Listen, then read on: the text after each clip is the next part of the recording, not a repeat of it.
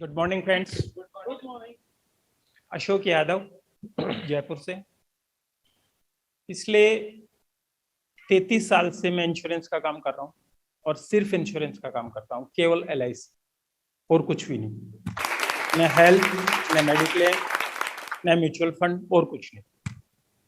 बीच में कई दौर ऐसे आए कि भाई इधर उधर सोचा कि कुछ कर लें, लेकिन पता नहीं क्यों हिम्मत ही नहीं हो पाई कि मैं दूसरा काम कर पाऊँ या दूसरा कर लो मेरे को। इसके साथ साथ मैं MSc MAD एजुकेशन के अंदर चार गवर्नमेंट जो मैंने छोड़े ड्यू टू दिस बिजनेस।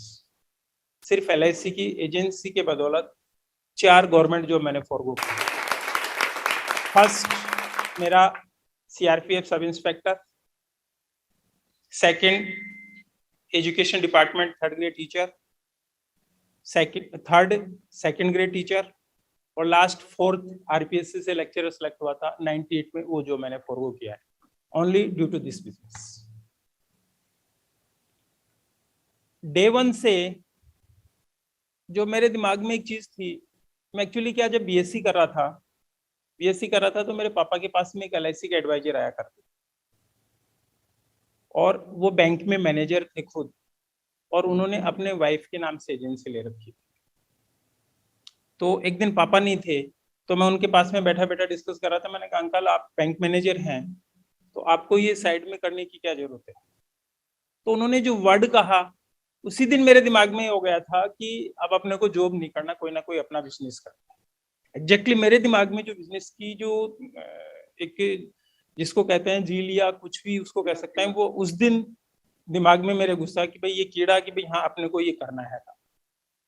तो उन्होंने मेरे को एक वर्ड कहा कि बेटा मेरे को जो सैलरी मिलती है ना उससे तुम्हें मेरा घर का खर्चा भी नहीं चला सकता, और सुबह 9 बजे से लेकर 6 बजे तक मैं बैंक का जॉब करता हूँ, और उसके बाद में मतलब सुबह 9 बजे से पहले और शाम को 6 बजे 7 बजे के बाद में जो काम करता हूँ वो मेरी इनकम है। वो इनकम इतनी है जितनी यहाँ से मेरे को सैलरी मिलती है उससे 4 से 8 गुना तक का मैं कमाता हूँ इसके अंदर। और ये बात है 90, 89, 88, 87, मतलब 87 से लेकर 90 के बीच की ये बातें हैं। 87 के अंदर में फर्स्ट टाइम में जब ये डिस्कस हो रहा था, जब उन्होंने बताया कि मैं बेटा चेयरमैन क्लब मेंबर है तुम्हारी आंटी, और जो मेरे को सैलरी टोटल मिलती है उससे ज्यादा उसका जो इंसेंटिव वगैरह जो अपने को मिलते हैं क्लब मेंबर्स को वो मिलते हैं। तो उसी दिन से मेरे दिमाग में फंडा क्लियर हो गया था कि अपने को बिजनेस करना है। संयोग से फादर का ट्रांसफर जयपुर हो गया और यहाँ आगे होके मैंने जाके एजेंसी ली थी LIC की, किसी डेवलपमेंट ऑफिसर ने या किसी और ने मेरे को अप्रोच नहीं किया। अब चूंकि जयपुर में आया, जयपुर में आने के बाद में मेरे कोई लाइजन नहीं थे, कहीं कुछ नहीं थे। मेरे रिलेटिव्स को मैंने फर्स्ट टाइम में टच किया तो उन्होंने मेरे को बजाय मोटिवेट करने के डिमोटिवेट किया। उस दिन मैंने कसम खा ली कि भाई एक भी रिलेटिव का अपन इंश्योरेंस नहीं करेंगे, एक भी रिलेटिव के पास नहीं चलेंगे। क्योंकि जयपुर में नया आया था इसलिए मेरे कोई फ्रेंड्स वगैरह भी नहीं आते। कॉलेज एजुकेशन मेरी गवर्नमेंट कॉलेज कोटा की है, इसलिए मैंने सारा काम कि भाई करें तो करें कैसे। डेवलपमेंट ऑफिसर्स का आप सब ये कहने की जरूरत नहीं है, वो अपने को प्लान समझा देते हैं और कह देते हैं कि जाओ मार्केट में पॉलिसी बेचो। एग्जैक्टली जो चीज मेरे टाइम में तो जो होता था वो ये है, अभी कुछ चेंजेज हुए हैं, लेकिन उस वक्त ये होता था कि भाई एक रेडी रेकनर आता था, वो दे दिया जाता था, एक आधी पॉलिसी बता दी जाती थी, 14 नंबर और 75 नंबर, 2 ही पॉलिसियां मैक्सिमम उस वक्त चलती थी, बताई और पे चलो। तो मैंने कहा अपन जाए तो जाए कहाँ। तो क्योंकि मेरी एजुकेशन में MSc MAD किया हुआ था, एग्जैक्टली जब मैं बिजनेस में आया उस वक्त सिंपल BSc B.Ed था। तो मैंने एक तरीका अपनाया कि मैं कैसे प्रोस्पेक्ट पकड़ सकता हूँ। तो जयपुर के अंदर एक तरीके से एजुकेशन हब कह सकते हो उसको, पूरे राजस्थान के सभी बच्चे वहाँ एजुकेशन के लिए या इन कॉम्पिटिशन्स की तैयारी के लिए इसके लिए आते हैं। तो मैंने प्राइवेट स्कूल्स को ज्वाइन करना चालू किया as a teacher. Science side होने के कारण मेरे को इजीली वहां पर जॉब मिल जाता, तो जहां भी मैं जाता बात करता फर्स्ट प्रायोरिटी मेरे को मिलती थी कि ठीक है आप यू कैन ज्वाइन। मैं उस स्कूल में कंटिन्यू रहता, साल भर में वहां के स्टाफ से, पेरेंट्स से रिलेशन डेवलप करता, उनका इंश्योरेंस करता। जब मेरे को लगता है कि अब यहाँ पर मेरे को और इंश्योरेंस नहीं मिलेगा या और मेरे लाइसेंस नहीं स्कोप नहीं होगा, दैट वहां के मैनेजमेंट को मैं कहता कि सर अब और मैं आगे यहाँ कंटिन्यू नहीं कर सकता, बाकायदा उनको कह के और वहां से फ्री होता, देन फिर दूसरी स्कूल ज्वाइन करता, सेम उसी तरीके से करता, फिर तीसरी। जयपुर की करीब करीब सभी स्कूलें मैंने ज्वाइन की हैं, और वहां से उस वक्त से मतलब है 90 से लेकर 94 95 तक करीब करीब 800 पॉलिसीज मैंने ड्यू टू दिस बिजनेस या इस तरीके से मैंने निकाला। एक टाइम था जब रोज की एक पॉलिसी करके मैं घर में घुसता था। एक टाइम था, है नहीं, था। और वो सिर्फ और सिर्फ इस कारण से था कि मैं वो एक्टिविटीज करता था। टाइम के साथ साथ आज मेरे को 33-34 साल हो गए, टाइम के साथ साथ वो सब चीजें चेंज हो गई, या दूसरे शब्दों में कह सकते हैं कि कंफर्ट जोन में आ गए। जितनी मेहनत वहां करते थे, अब उसकी केवल 10% या 5% मेहनत करते हैं, उससे बड़ी पॉलिसी निकाल लेते हैं अपन, हो जाता है ऐसा कुछ।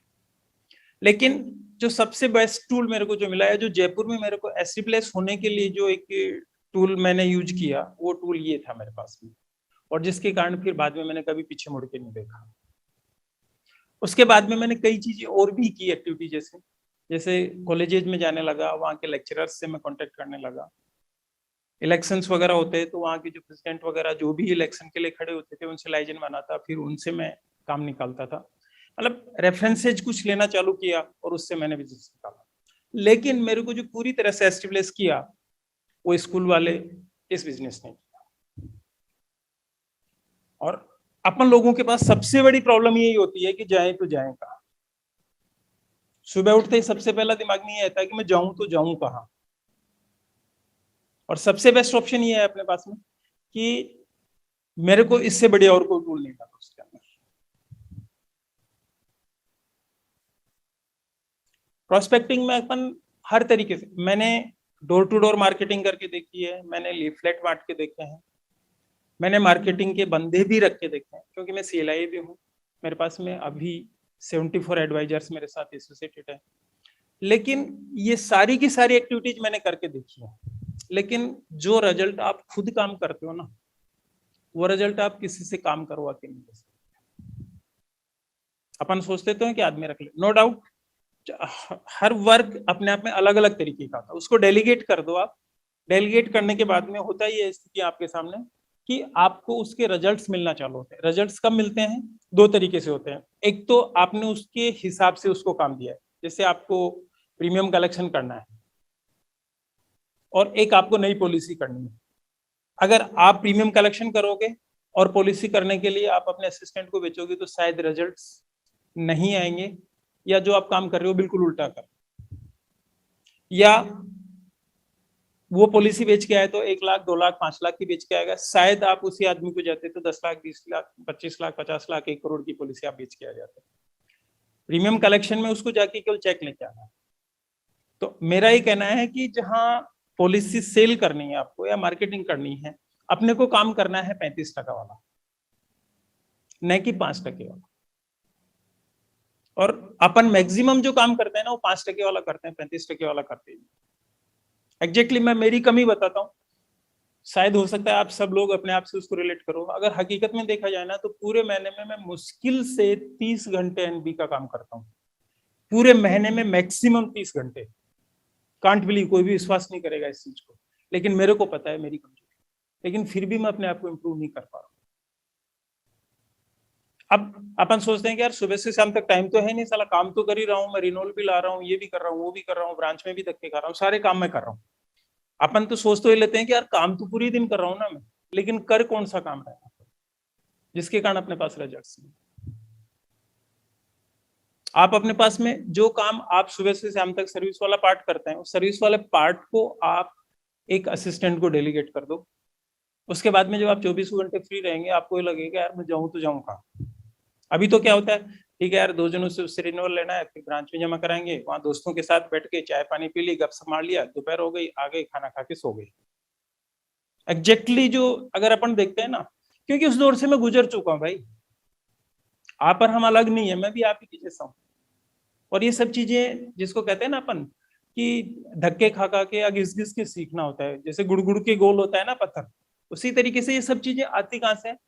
मैं कई बार ये लगता हूँ कि जैसे किसी भी अच्छे कॉन्फ्रेंस में जाते हैं, किसी भी प्रोग्राम में जाते हैं, तो वहां लगता है अपन कि यार ये जो स्पीकर आया है इसने कुछ बताया तो है ही नहीं, बस उसने कहा मैंने ऐसे किया, ऐसे होता है, ऐसे होता है, ऐसे। एग्जैक्टली ये चीजें बताएं तो बताएं क्या।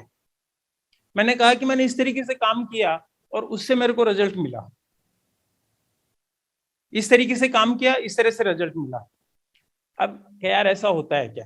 लेकिन जब मैंने किया ना, जब मेरे को पता, नहीं तो मैं सोच सकता हूँ कि यार ऐसे स्कूल में कौन ज्वाइन करा लेगा, इतनी जल्दी कैसे होगा, आप छोड़ के कैसे चले जाओगे, आप वहाँ के टीचर से कैसे रेपो बनाओगे, कैसे उनके पेरेंट्स से। तो ये सब चीजें अपन करते हैं ना, और जब तक खुद के दिमाग में कोई चीज नहीं आएगी ना, खुद में मन में ये नहीं होगा ना कि अपन कुछ करें, जब तक अपने साथ कुछ नहीं हो सकता। सीधी सी कैलकुलेशन ये है कि अपना जो काम है वो 35% वाला चालू कर दो, 5% वाले को बंद कर दो। आप जब घर पे बैठे रहोगे, आपकी बीवी पूछेगी कि भाई आज कहीं जाना नहीं है क्या, अपने आप दिमाग आपका काम करेगा। आपके बच्चे पूछेंगे पापा आज सुबह से शाम तक घर पर ही हो, क्या बात है। अभी तो क्या कि यार पूछे उससे पहले निकल लो कि 4 जून का उनसे रिन्यूअल लेना है, वहाँ रिवाइवल करवाना है, उसको लोन दिलाना है, उसकी सरेंडर करानी है, उसकी मेच्योरिटी का देना है, अपना आज का टाइम पूरा हो गया। लेकिन फुल्ली अपन एनबी पे कन्फर्ट अपना आपको फोकस कर लो, और उसके बाद में आप देखो कितने दिन घर में बैठे रह सकते हो और कैसे रिजल्ट मिलता है। पिछले 5 साल से कंटिन्यू एमडीआरटी कर रहा हूँ, सर्विस पार्ट कुछ भी नहीं करता। और सर्विस पार्ट से बचने के लिए मैंने जो अपना जो एक फंडा चेंज किया हुआ, मैंने सारे के सारे जो मेरे प्लान थे, जो सर्विस वाला पार्ट था, प्रीमियम कलेक्शन का था, मैंने सारे के सारे ईसीएस मोड में कर दिया। चाहे वो ईयरली थे, चाहे हाफ ईयरली थे, चाहे क्वार्टरली थे, चाहे मंथली थे। पुरानी भी जो पॉलिसियां थी ना, उनको भी मैंने ईसीएस मोड पे कर दिया। अब ईसीएस मोड में जैसे किसी का प्रीमियम ड्यू 15 तारीख को है, 1 तारीख से लेकर 5 तारीख तक तो उनको मैं फोन करा देता हूँ, मेरे जो स्टाफ है उससे 9-10 तारीख के आसपास एक बार वो रिवाइंड कर दिया, छुट्टी। अब मैं उसके पास में जाता हूँ, खाली आ जाता हूँ, उसको ये लगता है कि यार कुछ भी नहीं है इसके पास, कागज वागज कुछ भी नहीं है, तो वो अगला फ्री मूड में होके बात करता है। अब देखा उसका मूड सही है, नई पॉलिसी के लिए बात कर ली, लगा कि आज ऊर्जा हुआ है, या लगता नहीं है कि उसको बात करने से कहीं कोई रिजल्ट आने वाला है, बात ही नहीं की, इधर से निकल रहा था, बेटा चाय पी चलो, गपशप मार चलो, इसलिए आया था। 2 चीजें हो गई, आप रिन्यूअल प्रीमियम लेने के लिए जाते हो, जब आप उससे बात करते हो पॉलिसी की, अरे यार ये पुराने वाला प्रीमियम ही नहीं दिया जा रहा, तुम नई की बात कर रहे हो, होता है ऑब्जेक्शन सीधा सीधा पहले ही। अपन कस्टमर के पास जाते कब है, जब रिन्यूअल प्रीमियम का चेक लेने जा रहे हैं जब, और उसी वक्त अपन एक तो पुरानी का रिन्यूअल का चेक ले रहे हैं, और दूसरा अपन नई पॉलिसी की बात कर रहे हैं। अब वो रिन्यूअल का चेक देगा या नई पॉलिसी लेगा, उसके पास में एक्सक्यूज है, अरे यार अभी तो पुराना वाला ही नहीं दिया जा रहा, देखिए नेक्स्ट मंथ सोचेंगे। आप उसके पास में उस वक्त जाओ जब उससे कुछ अपने को लेना नहीं है। उसका जून में प्रीमियम ड्यू है, आप जून में रिन्यूअल लेने के लिए जा रहे हो और उसी कह रहे हो कि नई पॉलिसी नहीं, इस वक्त कोई लाइबिलिटी है उसके ऊपर, बात ही मत करो। जुलाई में जाओ, यार इधर से निकल रहा था और एक अच्छा प्लान आया था, तो मैं सोचा मूड है तो बात कर लो, नहीं है तो चाय पी के किसा लो, काम ही अपना यही है। मैंने जो अपने आप को एस्टेब्लिश किया, सिर्फ और सिर्फ मेरे पास में जो फंडा था ये था इनिशियल स्टेज में अपने आप को एस्टेब्लिश करने का, कि स्कूल्स ज्वाइन करूं, वहां के स्टाफ से और पेरेंट्स से रेपो जनरेट करूं, देन आफ्टर मैंने मेरा बिजनेस ग्रो किया। और सबसे बेस्ट है ये चीज, रिजल्ट्स जहां आते हैं ना, जब तक आप मैन टू मैन नहीं मिलोगे ना, जब तक रिजल्ट्स नहीं आते।